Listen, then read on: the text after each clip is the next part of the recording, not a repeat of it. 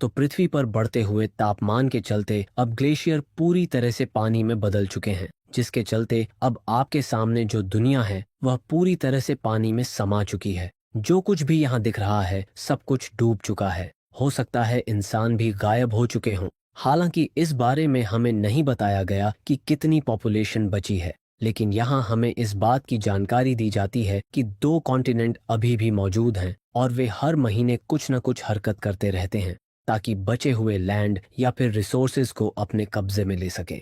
अभी तक यह किसी के कब्जे में नहीं आ पाया है। इन कॉन्टिनेंट्स का मानना है कि 2 ऐसे हिस्से हैं जो 2 छोर पर बने हुए हैं, जैसे कि अभी हमें दिखाया गया है, जिसे सेंटिनल बेस कहा जाता है, जहां पर रहने वाले स्टाफ को हर 2 साल में बदला जाता है। ऐसा इसलिए क्योंकि इनका बेस जिस जगह पर है वह बिल्कुल समुद्र के बीचों बीच है। खैर, अब तो पूरी दुनिया ही समुद्र बन चुकी है। ऐसे में ज्यादा दिन तक किसी को भी यहाँ रहने नहीं दिया जाता, वरना वह इंसान खुद पर अपना संतुलन खो देता है। ऐसा लोगों का कहना है। अगर कोई 2 साल से ज्यादा समय तक टिक गया तो क्या होगा, यह अभी तक किसी ने ना महसूस किया है और ना ही देखा है। परंतु समय आ चुका है अब उस चीज को महसूस करने का, क्योंकि जो स्टाफ यहाँ निगरानी के लिए तैनात है उन्हें 2 से 3 महीने हो चुके हैं और अभी तक वह रेस्क्यू शिप नहीं आई, जिसका इन्हें पिछले 3 महीनों से बेसब्री से इंतजार है। इस बेस पर कुल 4 लोग हैं। उनका लीडर था हेनरिक, जो इन्हें बताता है कि आज रात तूफान आने वाला है, इसलिए उनके पास मछलियां पकड़ने का अच्छा मौका है। दरअसल इनके पास अब खाने की कमी होने लगी है। कैसिडी इन मर्दों के बीच इकलौती फीमेल थी, इसीलिए वे लोग उसे ज्यादा कठिन काम नहीं देते। ज्यादातर वह डेस्क वर्क ही करती है, जैसे कि दूसरे कॉन्टिनेंट में क्या चहल पहल हो रही है। 2 दिन बाद जब कैलन ऊपर डेक पर गया तो हवा को चेक करने के लिए उसके सामने से कोई चीज आती हुई दिखाई दी। उसने फौरन हेनरिक को ऊपर बुलाया, जिसने दूरबीन से देखकर बताया कि वह कोई शिप लग रहा है। ये देखकर वे बहुत खुश हुए। कोई तो आ रहा है उन्हें लेने के लिए। कैसिडी ने रडार में देखा और बताया कि वह कोई शिप नहीं है। उसका कोई नाम या फिर कोई कोड नजर नहीं आ रहा है। अब यहाँ कैलन तो बहुत खुश था, लेकिन हेनरिक ने सभी को सावधान रहने को कहा, क्योंकि यह कोई दुश्मन की चाल भी हो सकती है। कैसिडी ने उस शिप के कप्तान से बात करने की कोशिश की, लेकिन कोई जवाब नहीं आया। हेनरिक को समझ में आ गया कि जरूर कुछ न कुछ गड़बड़ है, इसीलिए वह फौरन बीन्स को बुलाकर हमले के लिए तैयार होने को कहता है और कैलन को बंदूक देकर उस शिप तक जाने का ऑर्डर देता है। हालांकि वह जाना तो नहीं चाहता, लेकिन क्या करे, मजबूर था। ऑन ऑर्डर तो मानने ही पड़ते हैं। इसीलिए वह छोटी सी नाव लेकर उस तक पहुंचा और आवाज लगाना शुरू कर दिया, लेकिन अभी भी कोई जवाब नहीं आया। इसीलिए वह अंदर घुस गया और तभी उसका संपर्क हेनरिक से टूट जाता है। लेकिन अब जब वह अंदर गया तो उसे और अंदर जाने की इच्छा जाग चुकी थी। धीरे धीरे करके वह अंदर जाता चला गया और तब उसका सामना सच्चाई से होने लगा। उस शिप की चीजों पर धूल जमी हुई थी, जिससे साफ पता लग रहा था कि यह कई दिनों से ऐसे ही भटक रहा है। वहां कुछ खाने पीने का सामान था और 4 जैकेट थीं, जिन्हें देखकर वह समझ गया कि यही वह शिप है जो उन्हें रेस्क्यू करने के लिए आ रही थी। पर अब इसमें कोई नहीं है। लेकिन वे सभी गए कहाँ? क्या आसमान उन्हें खा गया या समंदर निगल गया? ये सब देखने के बाद उसकी आंखें एकदम से चौड़ी हो गईं, क्योंकि यह पहेली उसे बिल्कुल समझ से परे लग रही थी। उधर सेंटिनल पर जब हेनरिक को कैलन का कोई संदेश नहीं मिलता तो वह परेशान होने लगता है, कहीं उसे कुछ हो तो नहीं गया। कुछ देर बाद उसने कैसिडी से मिसाइल को एक्टिव करने की चाबियां मांगी, क्योंकि वह पूरी शिप को तबाह करना चाहता था। अब उसे ऐसा लगने लगा था कि कैलन को उन लोगों ने मार दिया होगा जो उस शिप में हैं। लेकिन कैसिडी चाबियां देने से इनकार कर देती है, क्योंकि उसे यकीन था कि कैलन अभी भी जिंदा होगा। लेकिन हेनरिक ने उसे जोरदार डांट लगाई और जबरदस्ती चाबियां लेकर मिसाइल को एक्टिवेट कर दिया। लेकिन तभी दोस्तों उधर से कैलन का कॉल आ गया, जिससे हेनरिक ने मिसाइल को ऑफ कर दिया। इस बार उसने चाबियां खुद अपने पास रख लीं, न कि कैसिडी को दी। कुछ देर बाद कैलन उस शिप को लेकर आता है और बताता है कि हमें जल्दी से बेस पर संपर्क करना चाहिए ताकि हम इस बारे में उन्हें बता सकें। लेकिन हेनरिक अब भी थोड़ी और छानबीन करना चाहता है। उसे किसी भी काम में जल्दी पसंद नहीं है। इसी वजह से बाकी के तीनों उससे ज्यादा चिढ़ते हैं, क्योंकि वह कभी भी किसी दूसरे की नहीं सुनता। फिलहाल अभी तो उस जहाज की जांच शुरू हुई है। रात में ये लोग आयोडीन बाथ लेते हैं ताकि कोई भी इन्फेक्शन हो तो वह साफ हो जाए। लेकिन सभी के अंदर गुस्सा था, क्योंकि उनसे अब इंतजार नहीं हो रहा था। इसीलिए उसी रात उन्होंने बेस पर एक रिपोर्ट बनाकर भेजी और सुबह बड़ी बेसब्री से उसके जवाब का इंतजार करने लगे। इतने में वहां हेनरिक आ गया। उसने सभी को एक जगह इकट्ठा देखा और पूछा कि आखिर वे यहाँ साथ में क्या कर रहे हैं, क्या उनके सारे काम खत्म हो चुके हैं। तब बीन्स ने ताना मारते हुए उससे कह दिया कि वे सभी यहाँ बेस के मैसेज का इंतजार करने के लिए बैठे हैं, क्योंकि कल रात ही कैलन ने रिपोर्ट भेज दी थी। इतना सुनते ही हेनरिक के गुस्से से कान खड़े हो गए। इससे पहले कि वह कुछ कहता, बीप होना शुरू हो गया।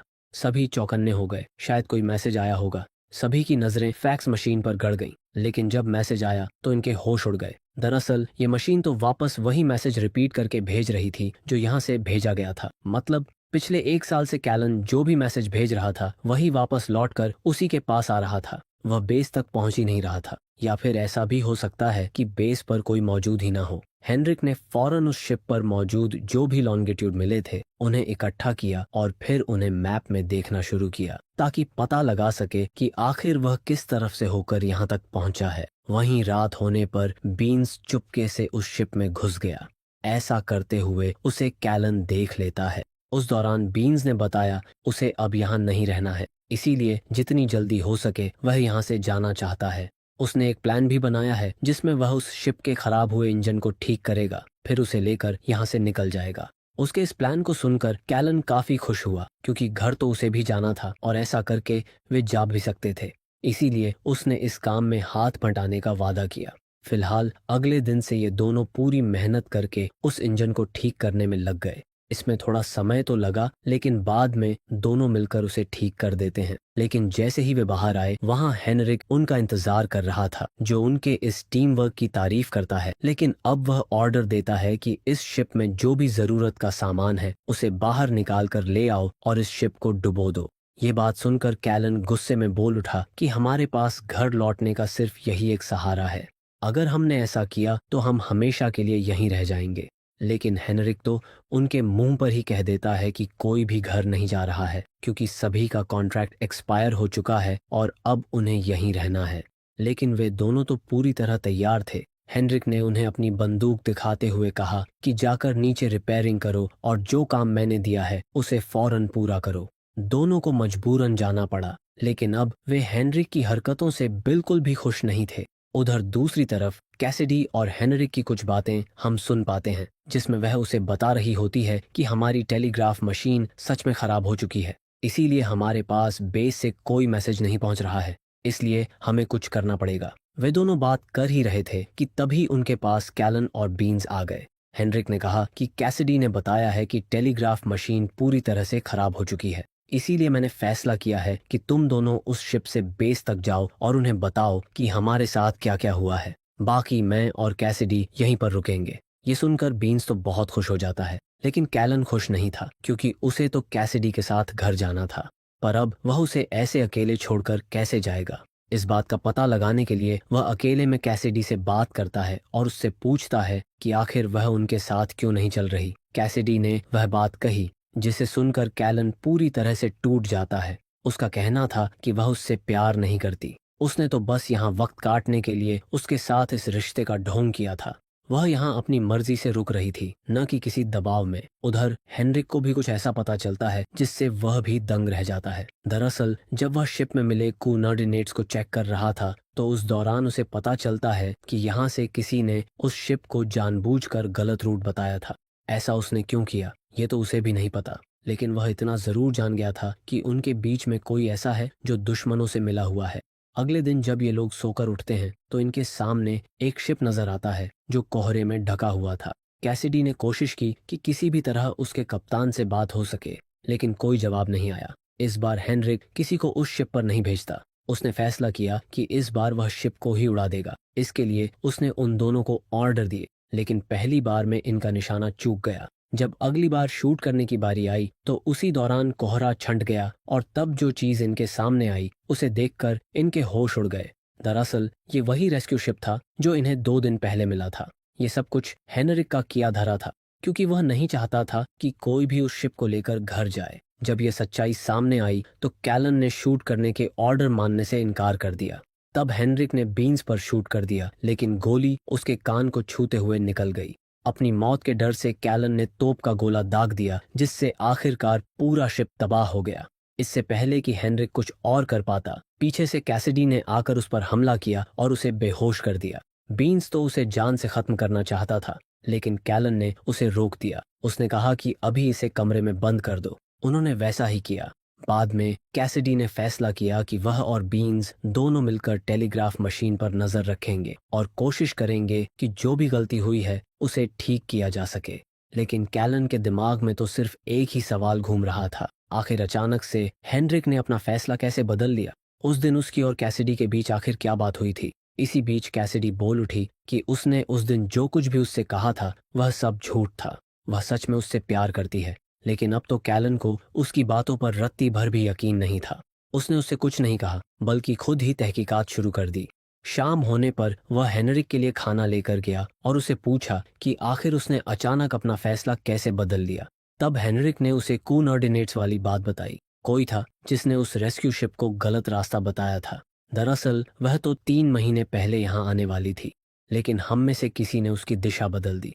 फिर खुद रात के अंधेरे में उस शिप के अंदर गया और जितने भी लोग थे उन्हें मार दिया, उनकी लाशों को पानी में फेंक दिया। लेकिन उसकी बातें कैलन को बेबुनियाद लगीं, इसीलिए वह बिना कुछ कहे वहां से बाहर आ गया। अब कैलन बड़ी बारीकी से हर चीज पर ध्यान रखने लगा ताकि कहीं से कोई कनेक्शन मिल सके। इस दौरान बीन्स अपने ऊपर से कंट्रोल खो चुका था। शराब के नशे में उसने कैसिडी के साथ बदतमीजी करने की कोशिश की, लेकिन कैसिडी ने खुद को बचा लिया। हालांकि इस दौरान बीन्स ने वे चाबियां ले लीं जिनसे सारे हथियार एक्टिव होते थे। इतने में वहां कैलन भी आ गया, लेकिन तब तक बीन्स ने हथियारों को एक्टिव कर दिया क्योंकि वह नहीं चाहता था कि अब कोई भी जिंदा बचे। लेकिन कैलन उसकी मजबूरी जानता था, इसीलिए उसने उसके सामने उसके परिवार की बातें शुरू कर दी। उसकी बातों में आकर बीन्स शांत हो गया और चाबियां उसे सौंप दी। इस घटना के बाद कैलन परेशान होकर कहता है कि वह इस सिस्टम को हमेशा के लिए लॉक करना चाहता है, लेकिन उसका पासवर्ड हेनरिक के पास है, इसलिए अब वह उसके पास जाने लगा। तभी बीन्स ने उसे रोककर बताया कि वह पहले हेनरिक को मारने गया था, लेकिन तब तक उसे कोई और मार चुका था और उसकी लाश को पानी में फेंक दिया था। यह सुनकर कैलन भागते हुए उसके कमरे में गया, लेकिन देखा कि सच में वह वहां नहीं है। ये बात उसे बुरी तरह से झकझोर कर रख देती है, क्योंकि अब वह जिन लोगों के साथ रह रहा है उनमें से कोई भी बहुत बड़ा गद्दार हो सकता है। अब धीरे धीरे करके चीजें नॉर्मल होना शुरू हो गईं। बीन्स भी अब काफी हद तक ठीक हो चुका था। ये देखकर कैसिडी कहती है, देखो अब वह बदल गया है और बहुत खुश भी है। ऐसा ही माहौल तुम चाहते हो ना? एक दिन कैसिडी और बीन्स दोनों ही समुद्र किनारे इकट्ठा हुए कूड़े में कुछ काम की चीजें ढूंढने के लिए जाते हैं। उधर कैलन मछलियां पकड़ रहा होता है। तभी उसके जाल में हेनरिक की लाश आकर अटक जाती है। तब उसने देखा कि उसके सिर पर किसी ने गोली मारी थी, यानी कि वह खुद पानी में नहीं गिरा था, बल्कि उसे किसी ने गोली मारकर पानी में फेंका था। वह फौरन कंट्रोल रूम में गया और हर लेटर को बड़ी बारीकी से पढ़ने लगा। उसने कैसिडी और बीन्स की फाइल भी चेक की, लेकिन वह चीज नहीं मिली जिसकी उसे तलाश थी। इसीलिए अब वह हेनरिक के बताए हुए उन कोऑर्डिनेट्स को देखने लगा। उन्हें देखने के बाद उसके पैरों तले जमीन खिसक गई। अंधेरा होने से पहले कैसिडी वापस आ गई, लेकिन वह अकेली आई और तेज तेज रो रही थी। उसका कहना था कि जब बीन्स पानी से सामान निकाल रहा था तभी किसी अनजान चीज ने उसे पानी के अंदर खींच लिया। उसके बाद वह दोबारा ऊपर ही नहीं आया। अब कैलन उसे हिम्मत देता है और हौसला रखने को कहता है। दोनों सो जाते हैं, लेकिन दोस्तों जब सुबह हुई तो कैसिडी की दुनिया उजड़ गई, क्योंकि उसके वॉकी टॉकी पर एक मैसेज आया कि कोई प्यार के बदले गद्दारी भी करता है। ये उसने पहली बार सुना और देखा था। दरअसल दोस्तों वह गद्दार कोई और नहीं बल्कि खुद कैसिडी ही थी, और अब वह कैलन के इस किस्से को हमेशा के लिए खत्म करना चाहती थी। उसने चुपके से चाबियां कैलन से चुरा लीं और वेपन्स को एक्टिवेट कर दिया, लेकिन मिसाइल किसी दूसरी चीज पर नहीं बल्कि इसी सेंटिनल पर लॉक कर दी गई, क्योंकि अब वह इस किस्से को यहीं खत्म करना चाहती थी। तब कैसिडी बताती है कि यह सब करना उसकी मजबूरी थी। वह अपने कॉन्टिनेंट वालों के लिए हथियार इकट्ठा कर रही थी, इसीलिए उसने शुरू से ही वेपन्स पर अपना हक जमाया हुआ था।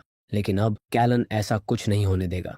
उसने बटन प्रेस कर दिया, लेकिन ये क्या? इसमें तो एक अजीब सा मैसेज आता है। दरअसल जाने से पहले बीन्स ने इसमें कुछ बदलाव कर दिए थे, जिससे अब ये कभी एक्टिव नहीं हो पाएगा, यानी कि अब ये किसी काम का नहीं रहेगा। ये जानने के बाद वे दोनों थक कर बैठ गए और एक कसम ली कि अब वे कहीं और नहीं जाएंगे, क्योंकि यही उनका घर होगा। अगर किसी ने भी हमला करने की कोशिश की तो वे दोनों मिलकर इसकी रक्षा करेंगे। दोनों इस बात पर राजी हो जाते हैं। क्या सच में कैलन इतनी आसानी से अपने दोस्त और अपने लोगों की मौत को भूल जाएगा? मुझे तो नहीं लगता, और न ही कैसिडी अपने लोगों को भूलेगी। लेकिन फिलहाल के लिए कहानी यहीं पर समाप्त होती है। आपको कहानी कैसी लगी हमें कमेंट करके ज़रूर बताइएगा।